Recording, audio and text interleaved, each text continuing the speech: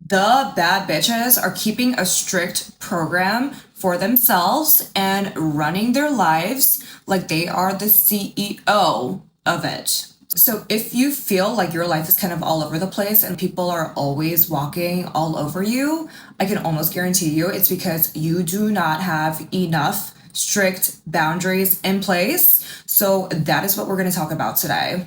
If you are new here, hello, welcome to the Bad Bitch Academy. My name is Grace, and this is where I teach all my baddies to become more confident, look better, and live your best life. Here's the first thing that I need you guys to understand about what boundaries are. Boundaries are not about controlling other people. It's really more so about controlling who and what has access to your time and your energy. When you do not have boundaries in place, that is when everybody else in your life starts to run your life for you instead of you. So if you really want to become the CEO of your life and really start taking control, I would say the first thing that you need to start doing is creating some pretty strict boundaries for yourself in your life. Hopefully you guys know me by now. I'm not just going to ramble on endlessly without giving you a framework and a system to follow. So we're going to talk through a couple of points today.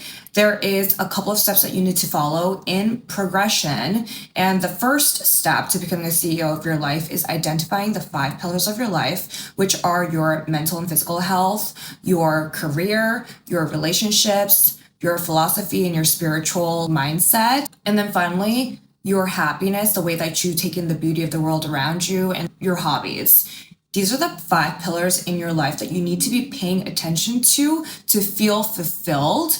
And those are the 5 pillars that I focus on every single day of my life. Identifying those 5 pillars in your life and identifying what you want in them is the very first step. And then after that step, you need to come up with some non-negotiables and boundaries to protect them. I'm going to be giving you guys my own personal examples as this video goes on for all of those 5 different areas of my life. And I just want to state again, I like to say this in all of my videos. It is very important for all of you guys to take what I am saying as a source of inspiration. Not everything that I'm saying is going to be true for you.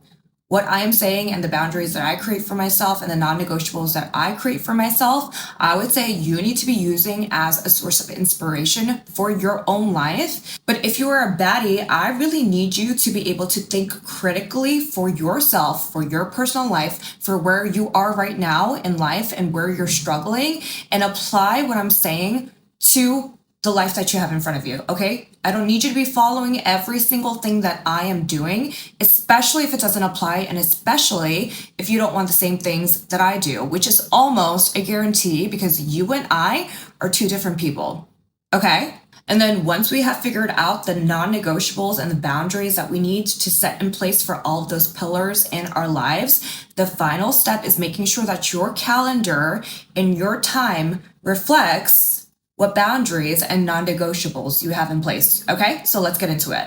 Personally, I love acting like I am the CEO of my life because what it makes me do is it makes me take responsibility for any area of my life where I feel like I am lagging. If there is an area of my life where I am not happy, I am the only person, the sole person that can take responsibility for it as the CEO of it and make something happen, create some new systems around it that are going to change where it's currently at into a better place. And since I take this responsibility so seriously, it is very easy for me to create some boundaries and non-negotiables that I can stay aligned with. And it's also very easy for me to say no to everything else that does not align with what I want for my life as the CEO of it.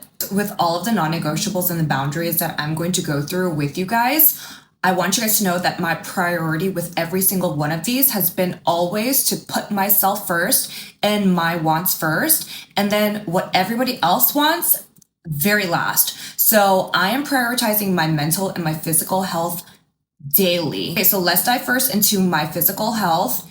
Focusing on my physical health has been the biggest factor for making sure that everything else in my life becomes well oiled.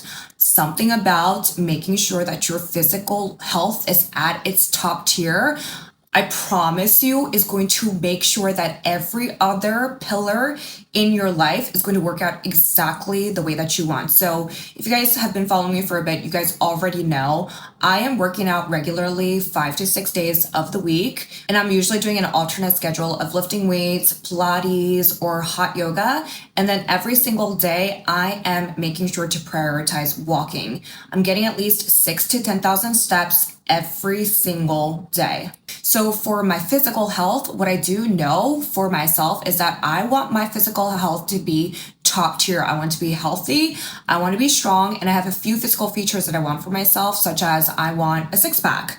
Okay, that gives me a really good framework for me to work off of. So because I know I want that, I'm following some non-negotiables for myself every single day, which are that I need to work out every single day, whether that's in the form of following my workout schedule or getting a walk in. And then the boundaries that I set in place are that I do not let anything get in the way of that appointment that I have for myself. At the beginning of every week, I am writing down my schedule for my workouts and blocking out those times in those calendars so that when somebody comes to me and goes, "Hey, Grace, do you want to do X, Y, and Z on Monday?" And it's during the time that I'm trying to get my workout in, at that time, I'm going to say, no, like I have an appointment with myself. We need to either do it before then or after. This is a very strict boundary that I keep in place with my life. I do not ever cancel my workout with myself. I hold that appointment like I would hold a meeting with my CEO of another company, except I'm the CEO of it. So I'm holding that meeting with myself every single day. Another boundary that I have for myself when it comes to my physical health is I do not ever negotiate myself when it comes to working out. At this point, I know that it's something that I absolutely have to get done. There is not a yes or no option. It's always going to be a yes, no matter what. So I do not ever let myself negotiate with myself to try to get myself out of a workout. So to give you guys an example of how that works out, say my friends want to stay out for a night out and they're trying to stay out until 2 a.m., but I know that I have a workout class at 9 in the morning. Knowing my body and knowing the way that I function, I know that I need to get in bed by around like 12 o'clock at the latest to make sure that I am at my functional, best, optimal self to get that workout in. Now, of course, there are exceptions, but if I really, really want to prioritize my workout the next day and my friends want to stay out, I'm going to go home early. I don't care. Like my workout with myself and my commitment with myself is more important to me than anything else. Let's move on to my mental health, which is also a very important priority for me, especially at this point in my life. I need my physical and my mental health to be top tier in order for everything else in my life to carry out smoothly in the way that I need it to. So to make sure that my mental health is at its top tier level possible, the non-negotiables that I currently have for myself is I am taking myself on a walk every single day. I don't know what it is about going on that walk, but something about walking outside in the fresh air, especially when you have a lot of thoughts or emotions that you're dealing with, is going to help you so much in the mental aspect. Focusing on your foot pounding on the pavement and then also focusing on what's around you instead of the thoughts that are in your head really, really helps. So I make sure to walk every single day. So if you're a person who tends to overthink, or you're a person who's dealing with like a lot of stress or a lot of moving parts in your day to day, I would say that prioritizing a walk, even if it's a short walk, like a 5 to 10 minute walk, should become a non-negotiable in your day as well. It's going to help you really get grounded and really get out of your head. That's like the most important part. And the mental, when you're too much in your head, that's when it starts to go that's when you start to get a little crazy. So going on a walk helps me to get out of my head. And another thing that really helps me get out of my head is journaling. So I make sure to journal every single day. And I have a couple of videos talking about journaling, but I can make a few more in-depth videos if that's something that you guys want. But something about journaling, again, when you're mental and you're overthinking and you have a lot of thoughts going on in your head, your thoughts are going like 1,000 miles per minute in your head. When you are having to write your thoughts physically down on paper and slow down your thoughts to match the pace of you actually writing them out, that physical act really makes you slow down in the pace of your thinking. And when you slow down and really take in the things that you were writing down, you get to a point where you're like, oh, this actually wasn't as big of a deal as I thought. Or you get to a point where you're like, holy shit, this is actually a really big fucking deal. Like, what the heck did I just write? This is insane. So when you get to that point, that's when you can actually make a plan, right? You can recognize that whatever you have written is actually a pretty serious problem that you need to handle. And then you can come up with a plan to handle it. But journaling helps me a lot with this, helps me a lot with my mental health. So those are my two non-negotiables for every single day. And to protect my mental health, I have a few boundaries that I have set up as well. I have found that personally for me, a lot of my mental health depends on my emotional regulation.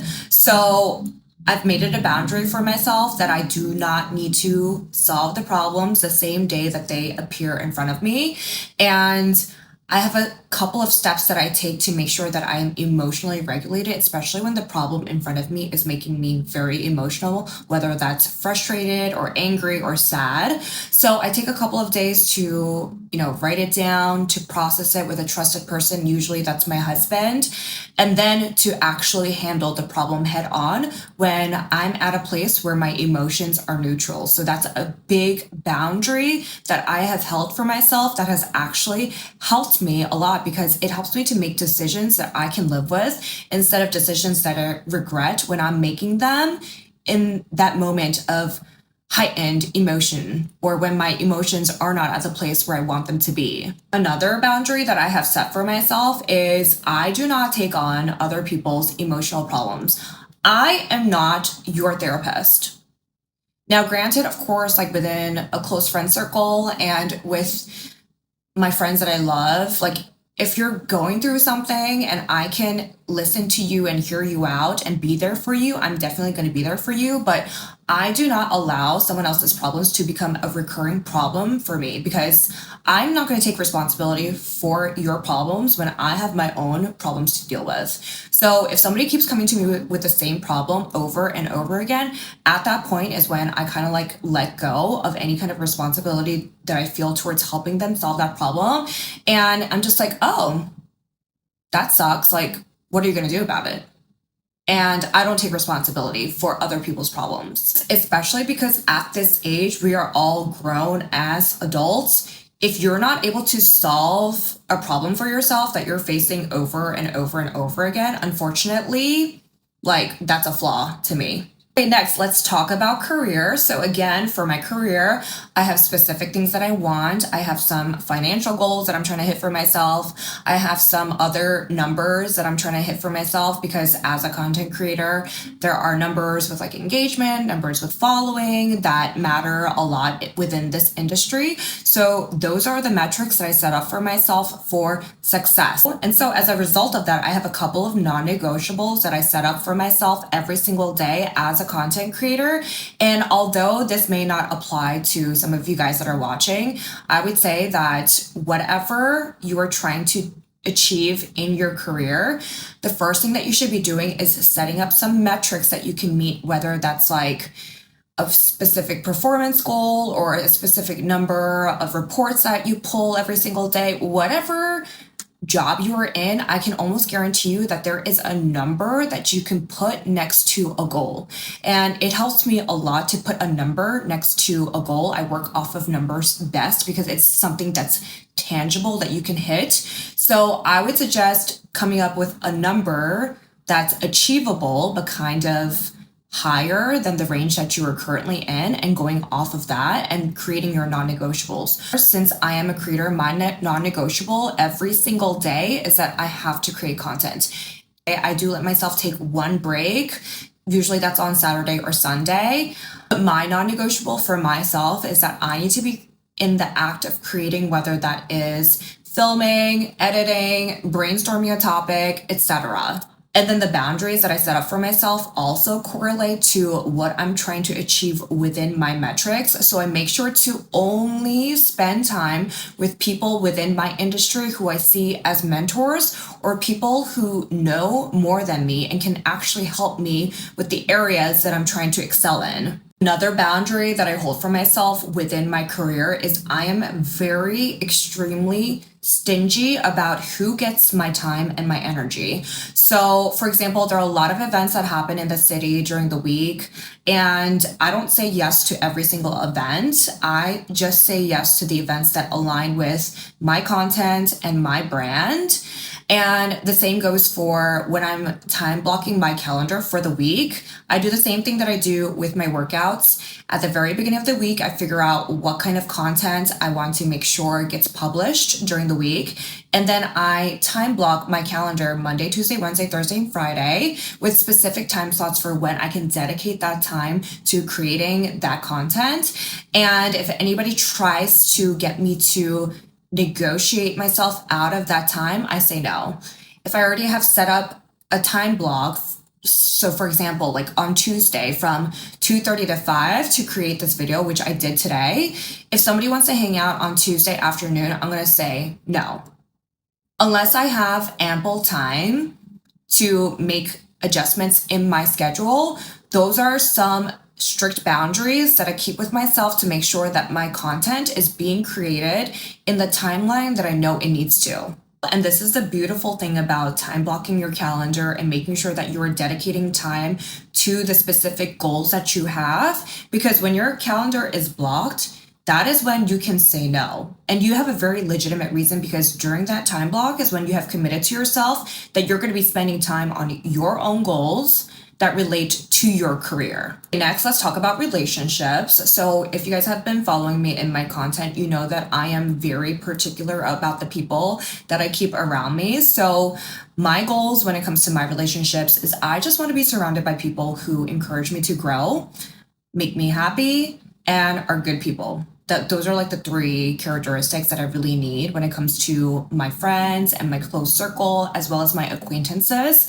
And so with that in mind, I have a couple of non-negotiables as well as boundaries that I set up with the people around me as well. My last video that I posted before this was actually about a specific boundary that I set with women, which is that I do not associate myself with women who gossip a lot, because I find that they are very insecure, jealous, and don't have a lot going on for them in their lives. I do not want to be around people who are gossiping 24/7. I don't want all of our time spent together to be spent talking negatively about other people. To me, that is time that is wasted, and that is precious time that I need to be devoting to everything else in my life that I'm trying to make happen as the CEO of my life. Another boundary that I have in my life is just because you are in a relationship with me does not mean that you are automatically entitled to all of my time and my energy. So I am very intentional about my time and who I spend it with and why I spend it. There are also a couple of different boundaries that I keep when it comes to the relationships that I keep in my life, which include not feeling entitled to keep a relationship with a person just because of how long I've had a relationship with them. Sometimes you evolve from the relationships that you have with the people around you, and that is totally okay.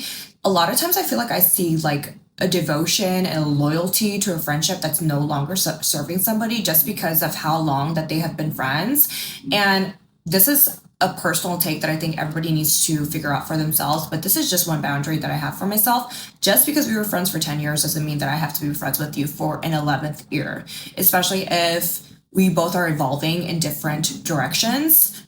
Like for me, I do not need to keep a relationship that isn't serving me in the way that I want. And I found that there are definitely friends that you keep for seasons and then friends that you keep for life.